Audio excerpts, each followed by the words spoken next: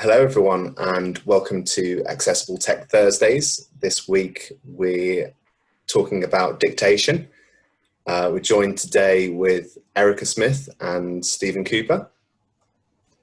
And we'll be going through lots of different things that you need to consider with dictation and some platforms that are available for it, and talking about the considerations for different learners that you might have.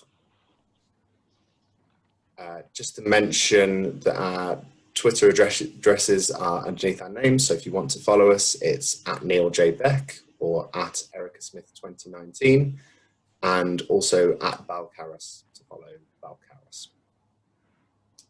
So dictation, why have we chosen this so early on in the program? It can revolutionize writing. Imagine being able to unable to construct sentences accurately, and then imagine being able to talk as quickly and accurately as you can speak.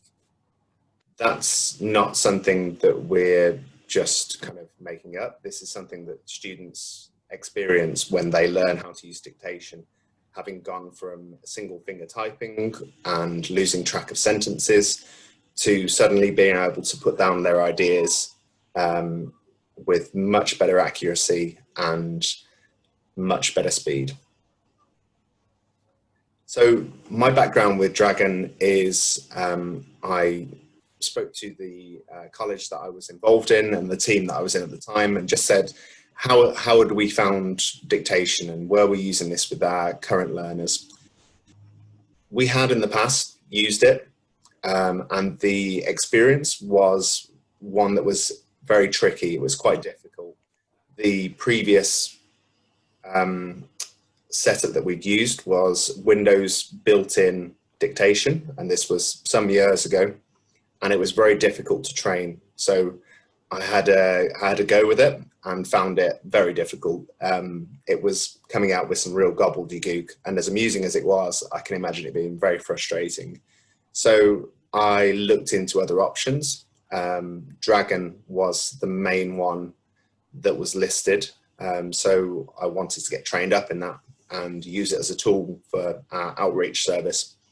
So I went to Nuance and took a training, two-day training course in how to be a Dragon trainer. It was very useful in the fact that it teaches you the prompts, the different commands to use, how the software works, and goes into great detail into what the different features are available. There were copious kind of notes that I wrote from those 2 days. But the limit of it and what it didn't really teach you was how to embed this in a classroom and how to use this with learners. So I actually made sure that I did some extra research and spoke with a professional who'd focused in on this area named Helen Simon, and she was able to give me lots of kind of resources and advice. And what I've managed to do is just kind of repackage that and just make sure that I add that to my own knowledge and then share it all with you. So that's the training that I had, but most of the learning has come from working with learners with dictation and talking to other professionals. So just be aware of that. If you do think you're going to take the course, then just have a speak with us first, and we'll just make sure that you get the full information that you need to use this properly. So yeah, that gives you an idea of the background of Dragon. Now, to focus in on the learners, the best results are with learners who have clear voices.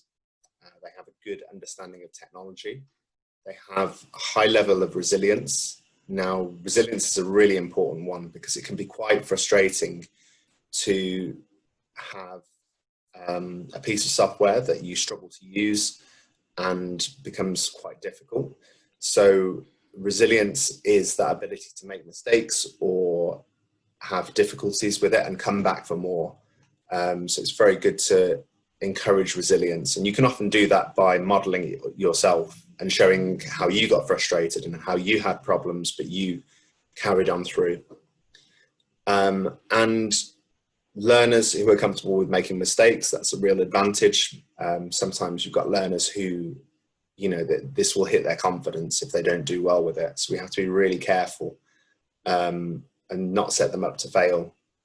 Dictation, as good as it is, can be really difficult to get right. And there's a lot of learners who don't maintain it and carry on with it. So I'm going to try and give you some advice today on how to keep it going, keep it rolling. Part of that is to have good support. And that can mean having staff who are well trained in this. It can mean having specialists on hand to work with the learners. And it can mean connection with families who are working with them at home on this. For a setup, you generally want a quiet space, especially initially, just so the learners can get used to it on their own. Over time, obviously, we're looking to move this into the classroom, and then there's no real reason for it to be a quiet space in the classroom. In fact, actually, if it's a dead quiet room, sometimes learners don't feel very confident talking and being the only one talking. So with your classroom management, you have to think about how you're going to blend that in and make sure that you're making an accessible classroom for these people. It isn't good enough to say, my classroom's too noisy or my classroom's too quiet. These people should be kind of integrated in the way that you teach. Looking at a good headset, I'll talk a little bit more about that in the next slide. It's good to consider the best time for concentration. Sometimes I've done assessments at the end of the day with learners, and you can see that they're tired and they've had a lot on during the day. So it doesn't leave them in the best space to learn a new tool and a new skill. Always have a test run beforehand. So before I came onto this webinar, I just ran through each bit of technology and made sure it was all working. Of course, it's technology, so it still might not work.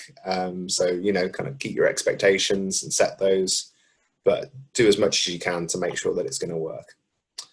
And collaborative, so make sure that you're working with the staff that are going to be working with that learner in future, or the parents in some cases. And if you can do that, they're more likely to carry on using dictation. Okay, and Erica is available to talk a little bit about some considerations for complex needs. Thanks, Neil.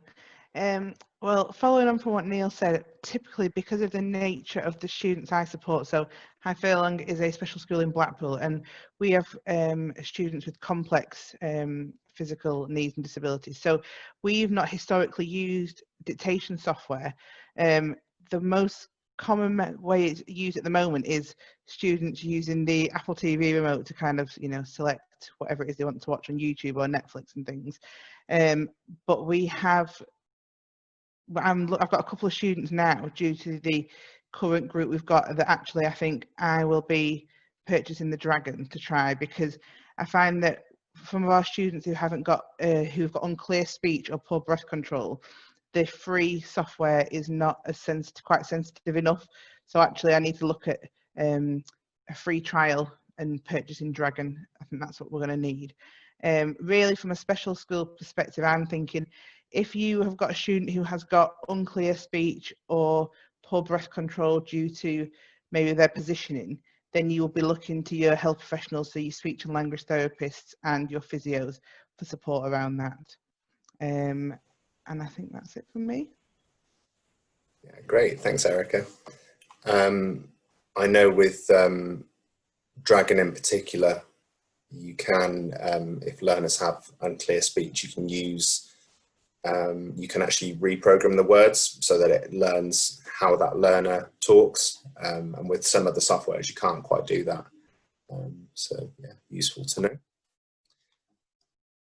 Okay, so for the headset, what do you want for a good headset?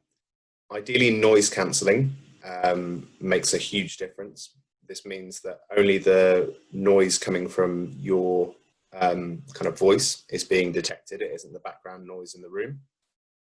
You can usually see if they're noise cancelling on the, it'll say that on the description when you're looking at that. You want something comfortable. If learners are going to be wearing this for long amounts of time, then they don't want to be uncomfortable in it being distracted. Consider whether you want to use one ear or two. For certain learners who might have concentration issues, it would actually be a real advantage if they had both ears covered so that they can completely focus on what they're doing. For other learners, they might want to be working collaborative and just have the one earpiece in. So it's worth considering what you want there. And it's worth spending a little bit extra so you get something that's hard wearing. You want it to be USB. That usually means that the processing is done in the headset itself. So then if a learner takes their dictation profile to another computer, as long as they use the same headset, they'll get the same audio kind of coming through. So it will be the same trained voice that the computer will hear. Adding in Bluetooth or wireless, it's not impossible, but it can add barriers. We've all had moments when something hasn't connected. So there are downsides to that are worth considering. And if you're looking for what type of speech kind of recognition it's taking in, it should be a cardioid pattern. That means the speech that's coming from your mouth will be detected better. So one of the main pieces of software that I'm going to go into now is Dragon. This is available on PC and laptop. It's quite expensive. It can be bought on kind of secondhand online stores, and that's quite useful. Dragon 15 was the most recent one, but then if you can get 13 as well, that's also got a good speech engine. You don't want to go any further back than that, I'd say. And if you have a learner with an earlier version of Dragon, I'd really recommend upgrading it. It came on a long way to 13. And because it's such a mainstream technology now, there's been a lot of attention put into it and a lot more work put into it. If you want to compare the features of Home and Individual, we've got a web link on there. I won't go into them too much now because for most users, it's just not going to matter. What are the features of Dragon? So it requires the training of a voice profile, and I'll demonstrate that in a few moments. It learns your voice and your vocabulary. It can learn this from emails, and it can learn it from the work that you're doing. It's very accurate out of the box, so you don't have to spend a long time training it. It used to be very different, so people who previously wrote off Dragon because it took too long to train, it's much quicker now. And it has the added advantage of being able to control the computer as well, which is a great little feature. It can be unstable at times, so I'm always a little bit nervous when I'm demonstrating Dragon. It has been known to crash. I think, kind of 99% of the times it's fine, but it's just quite an important thing to get right with the learner the first time. So I think it's quite noticeable when it does crash. There are fixes for this, and there is good support from Nuance to kind of solve these kind of issues. So you can go online on their website and check them out, or you can talk to us if there's anything that you want to know about. And the one clear advantage that it has is that it can be used in exam situations. It doesn't need the internet to work, and that's a real advantage. And it makes it much easier for exams. Computer requirements are very important. You can't really get on very well with it on a slower, older computer. You need to hit the minimum requirements and probably more. It's worth considering what memory you've got. You need a kind of higher amount of memory for it to respond in a timely way. You don't want learners saying something and then it responding a second later. You need quick responses. And so it's worth having a good computer to make that work. So I'll just do a bit of a demonstration of that. Okay, so here's my Dragon toolbar. I'm going to start a new profile. So let's go new user profile. And I'll go new.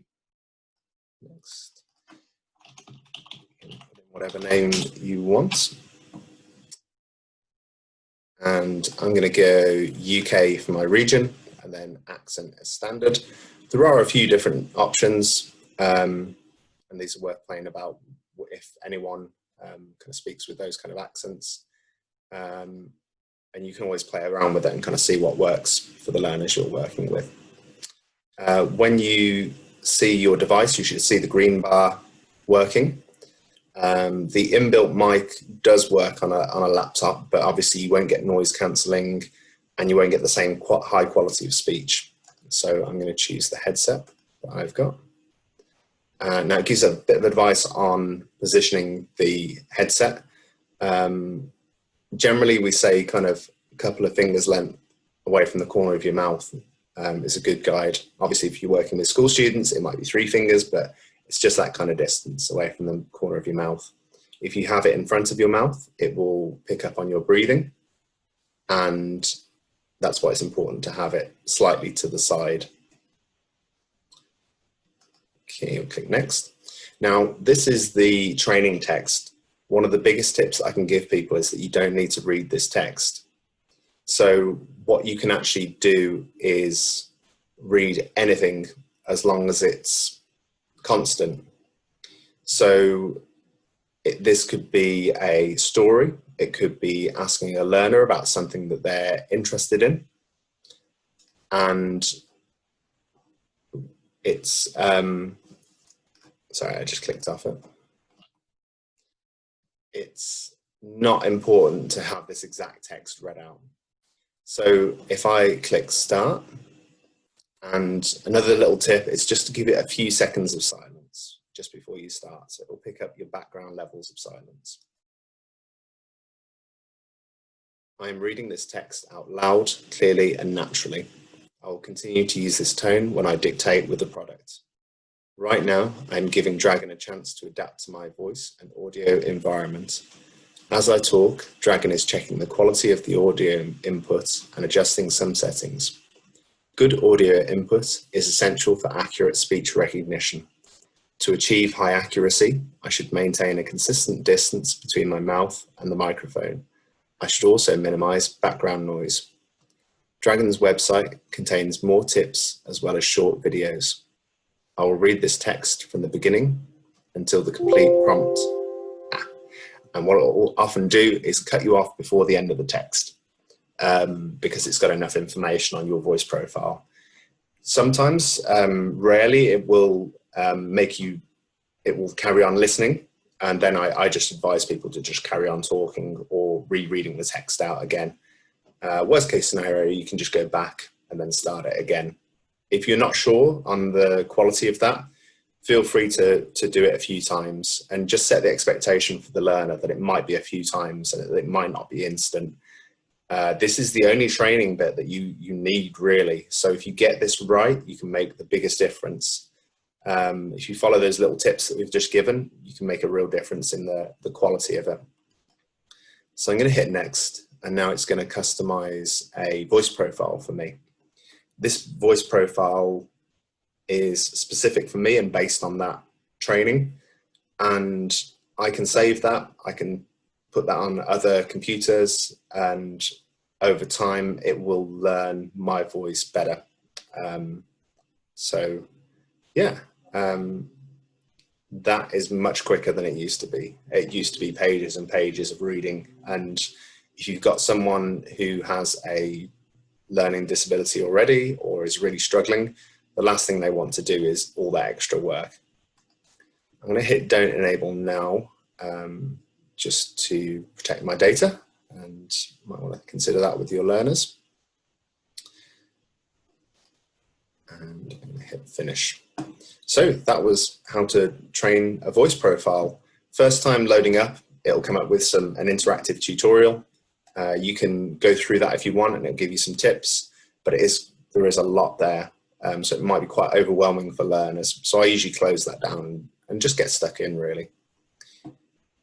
Okay, it gives you some tips the first time. They can get a bit in the way, but you can just close them down and they won't come up again.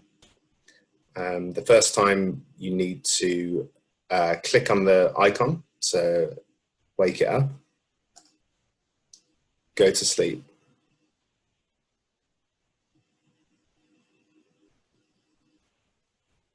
Okay, so it's a little bit slower than normal, I think, because I'm running the webinar at the same time.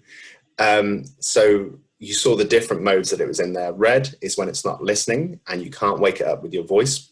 Green is when it's listening and it will write down what you're saying or carry out commands. And then the light blue there means it's sleeping, which means you can wake it up with a voice command. So let's wake it up. Wake up, open Microsoft Word.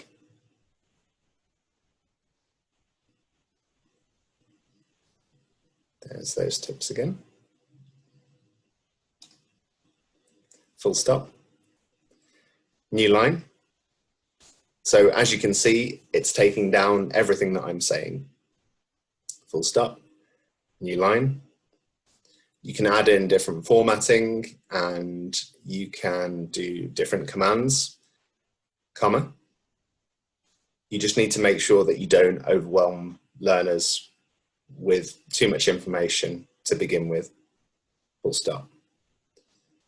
Select formatting, bold that, go to sleep. Okay, so that's probably all I'd go with for a demonstration for a learner to begin with, and let them have a play with it. There's a lot more to it. You can correct, you can select text, you can play back text as with an audio command and it will read the text back to you. You can close documents, save documents. There's an awful lot, but it's very important not to overwhelm your learners the first time that you're working with them on this. So that was Dragon. Let me know if you've got any questions on that. And I'll just come back to the presentation. So those are the requirements. Those will be on the PowerPoint presentation, so feel free to use those, particularly useful for your IT team, I'd imagine. And it is available on other platforms, and people often say, yeah, I've heard of Dragon, it's on iOS, it's on my iPad. And it's just been it's worth being aware that it's a different product. So the device that we just used, the software that we just used was on Windows. So this has a complete engine built into it that others don't. This isn't the case with Dragon Anywhere, which is a cloud-based version of Dragon. So it's very useful, but it's not as powerful, and you can't use it in exams as well, to the best of our knowledge, unless that changes in the near future. Dragon on Mac was sadly discontinued, so Macs aren't great for dictation. They used to be quite strong, but now they're quite weak on that. And we can give some other different options though. There are a few more pointers on Dragon. There are two main commands when you need to change something. One is correct that. That means that Dragon needs to learn something. You need to correct something that Dragon has misheard, and then it will, next time you say something in that way, it will use the corrected word that you used. And select that. It means you can just select it and change it. That's if you made a mistake and you said something wrong. The most common words in English, 50% of English apparently is around 100 words. So if you can just focus on training those 100 words, you can get a lot out of it. It's natural that Dragon will make mistakes. You're really looking for kind of 90% plus accuracy. It makes it usable. And each kind of percentage or two that you kind of push it up beyond that will just make it more enjoyable and easier to use for the learners. So over time you can improve on this. Sometimes you'll be talking in a window that won't be compatible, in which case you'll get something called Dragon Pad or a dictation box, and you can speak into that box and then click a button and it will insert that into the document. So don't worry if it's not compatible with what you want to work with. Always mention to the learners that it's a two-way process. So you're learning about Dragon and Dragon is learning about you. It's, you can both make mistakes, you can both learn from each other, and it's improvement over time. There is a setting to put the microphone on but asleep right from the startup. That's worth doing. That's in options. There are some keyboard shortcuts as well, so you can kind of wake it up and make it speak that way. That's sometimes easier for learners, and often tell learners to begin with the Dragon is for drafts, especially if they're those kind of students who don't like making mistakes, because otherwise you can get caught up in correcting an error and then the correction doesn't go well, and then you can kind of spiral out of control very quickly, with the learner being completely put off by the whole thing. So just say that it doesn't need to be perfect. You can go through and use it as a draft and then go through and correct it. You can correct it with your voice, or you can correct it with your keyboard and mouse. At least you've got your ideas down, which is so important for many people with different learning disabilities and barriers. So there are some other different tools. Otter is a favorite of mine. It's available on all the different devices, and once you have an account, you have it linked between the devices. So if I'm doing something on my phone, I can access that recording on my computer. It takes down everything that you say, so it's a kind of transcription tool, and it has searchable tags. So if I've done something so many months ago, I can search that tag and find out what I was doing and look back on notes that I've made. You can link it to your calendar, so you can link it to meetings that you're doing, and that's really useful to be able to look back and take notes from. There's a free basic version which is really good and will do most things that you need. The time that you might want to upgrade is if you're using it every day, quite frequently, or the other one is if you want to take a video. So say the recording of this webinar, I can input it into Otter and it can transcribe it for me. So that's Otter, a handy little tool, one that you can just download on your phone or set up an account on the PC. Have a go and let me know if you've got any questions on that. Microsoft Translator, as the name suggests, is a translation tool for working between different languages. But today we're actually using this as our subtitles.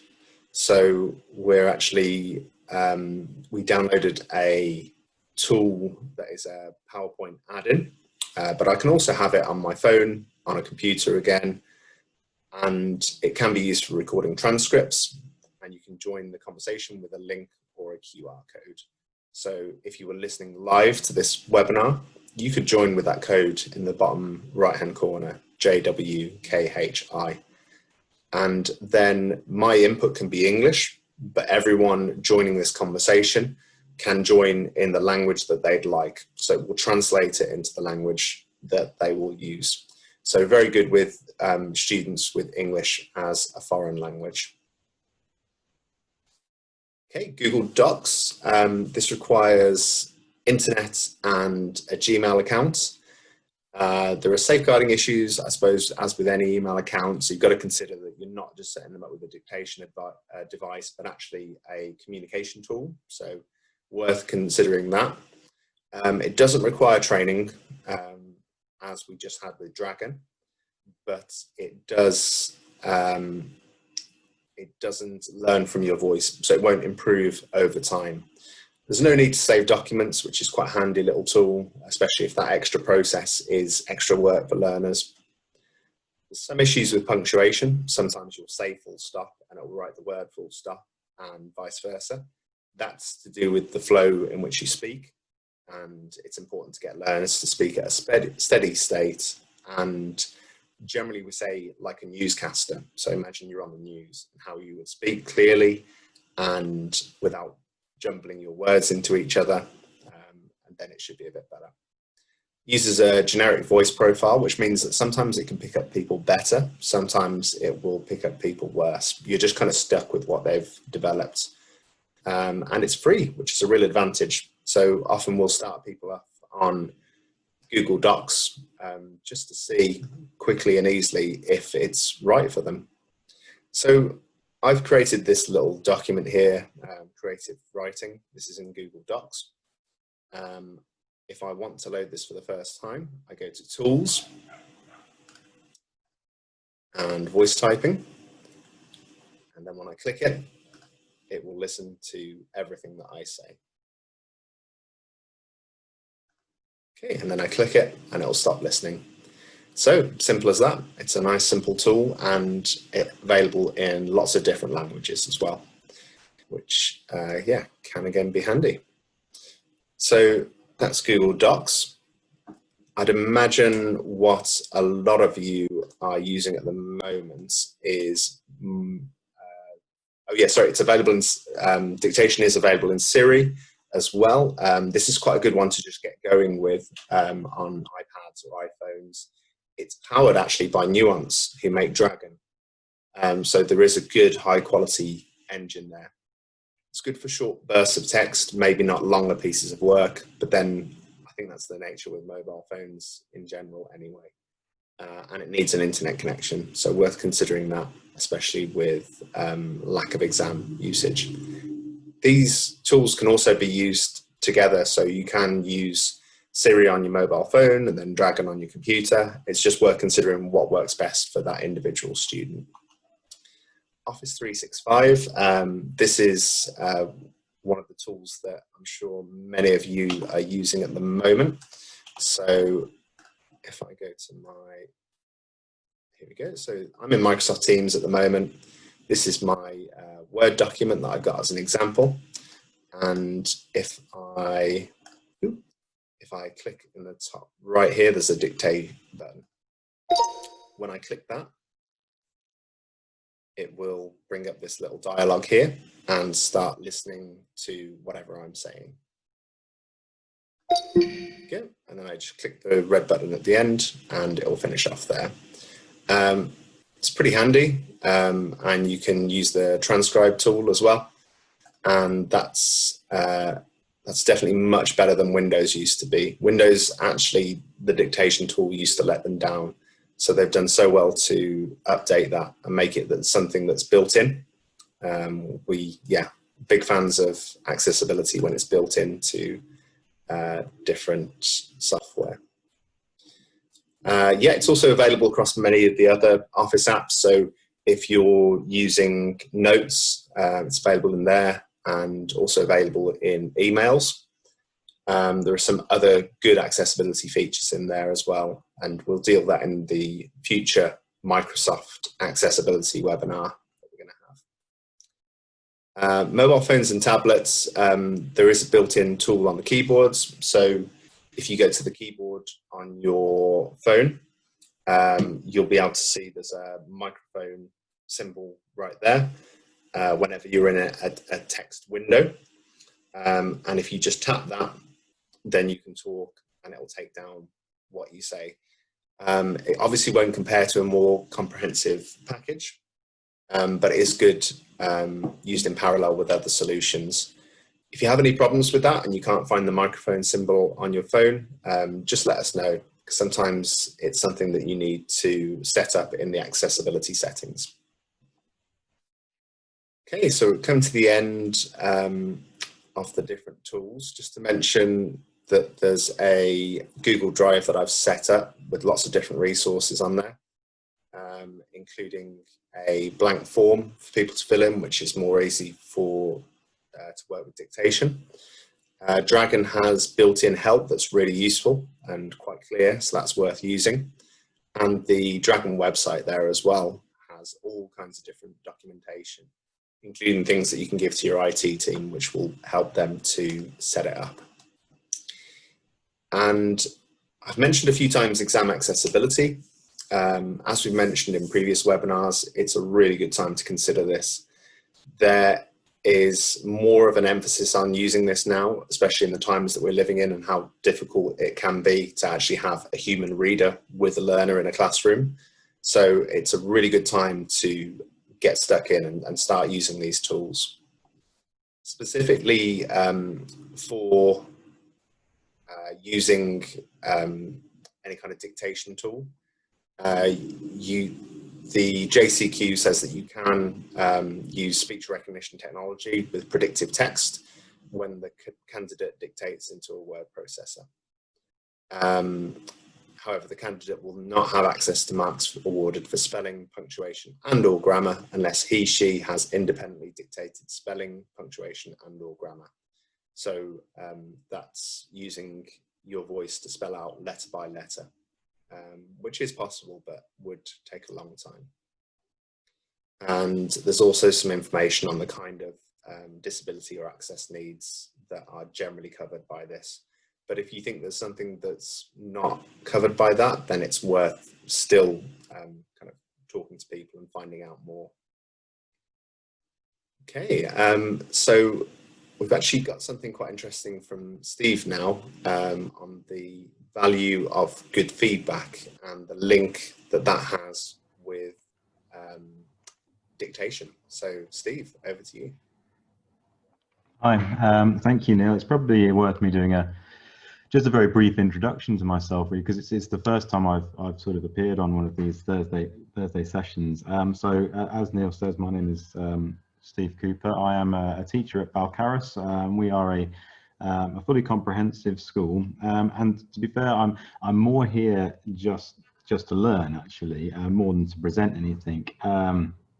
So I'm already, I don't know about anybody watching, but I'm already thinking about places I can put all this into my classrooms. I know I'm going to go and have a conversation with Arsenko very soon about all the sort of stuff I've seen, because some of it's really, really interesting, particularly some of the really easy kind of wins in terms of Microsoft and Google stuff. And I think that's really, really good.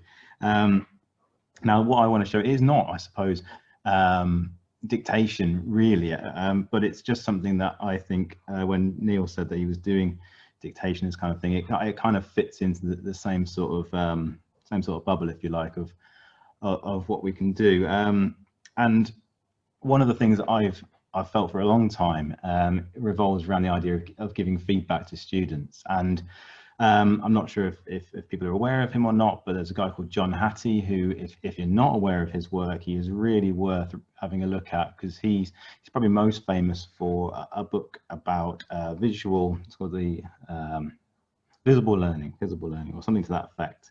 And he's an educational researcher, as are the EEF, who are listed there as well. And they both say that the quality of feedback that you can give is one of the most influential factors upon student progress and achievement. But I mean, even without the sort of researchers there backing that up, I think that'd be hard to argue with, really, if you think about it. You know, we have to be giving good quality feedback if students are going to know where they've gone wrong and how to sort of improve upon that. But the question I've got, I suppose, is what does that actually look like? And I feel like, certainly from a comprehensive school, so I mean, a lot of people coming from different contexts in terms of that, but I know for sure that the writing feedback, so actually written feedback on work, is a huge investment of time for teachers. And that time is only well spent and is only value if that feedback that has been written down is actually understood in the first place and can be acted upon. And the question I've had for a while is actually, how often does that happen?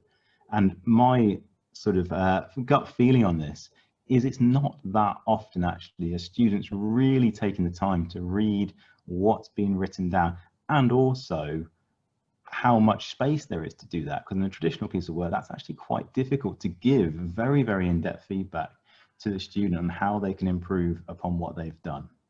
Now, I'm not going to show off specific tools that I think we can use to solve this problem, because actually I don't think I really need to.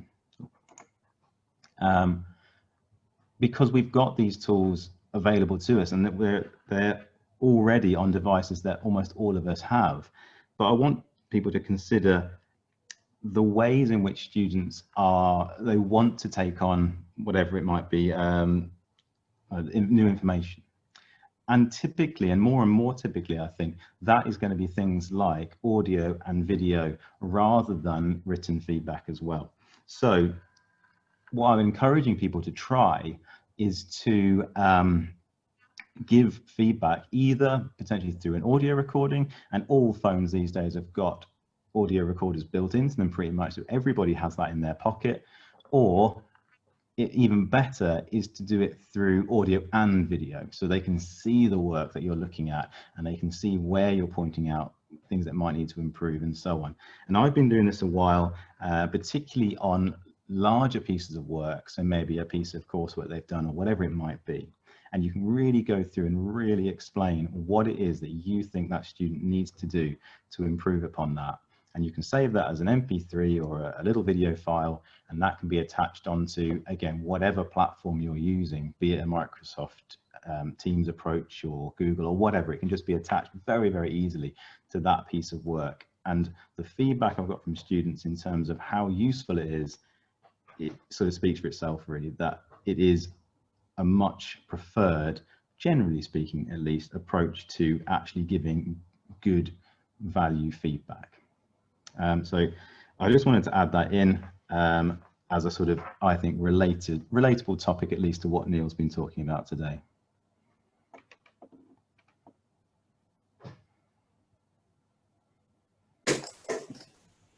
Great, thanks, Stephen.